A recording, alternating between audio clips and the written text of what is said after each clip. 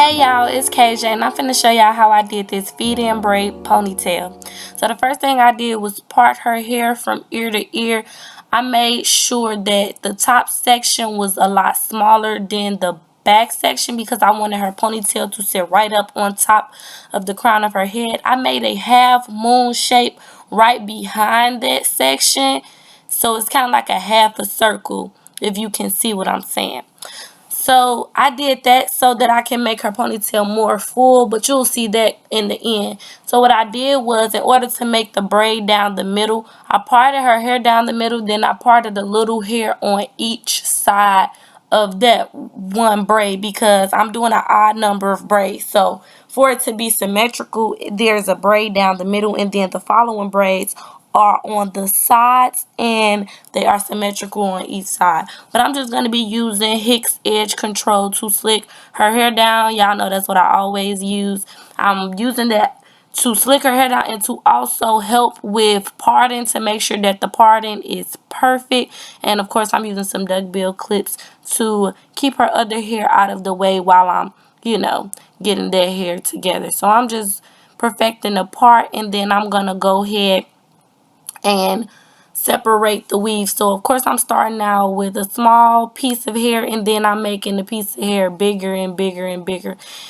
And once I get to I don't know, like a medium thickness, then I'll pretty much kind of keep them the same. You notice the last three on the other side of her shoulder are the same size.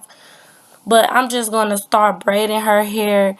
Then I'm going to add in the first small piece underneath, and then right after that I'm going to continue to add each piece in.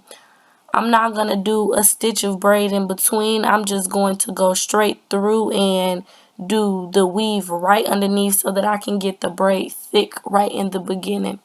If y'all understand, hopefully y'all understand what I'm explaining. I'm explaining it well. But yeah, you're just going to keep adding in the hair until you get to the end of the braid. Actually, because I wanted these braids to be really long, I didn't stop adding in the hair once the hair was off the scalp. I continued to add in the hair even after the hair was off the scalp. And y'all gonna see that in a minute.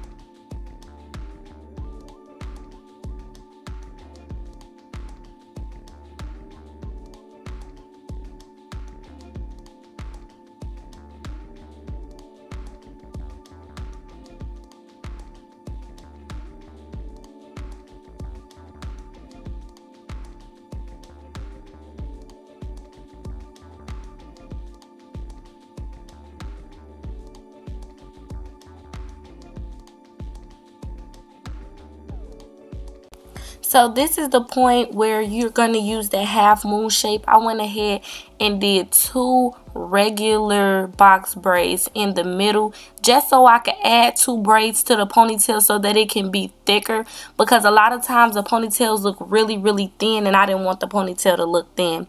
But I'm just going to be doing the same thing that I did at the front to the back. The only difference is I'm only putting 5 braids in the back instead of how I did the 7 braids in the front.